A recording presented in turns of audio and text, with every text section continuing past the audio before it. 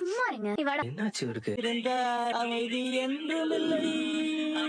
எங்கே வாழ்க்கை நாங்க சாப்பிடுங்க. இதுதான் பாதை இதுதான் பயணம் என்பது யாருக்கும் தெரியாது.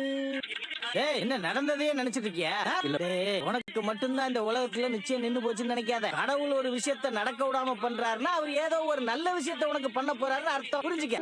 சரிப்பா. நான் தான் ஏற்கனவே சொன்னேனே அந்த குடும்பம் சரியில்லைன்னு. நீ தான் கேட்கல. உன் இஷ்டத்துக்கு போன. இப்ப வந்து அசிங்கப்பட்டு வந்து நிக்க. நீங்க கரெக்டா தான் சொல்லிருக்கீங்க. நான் தான் சரியா புரிஞ்சுக்கல.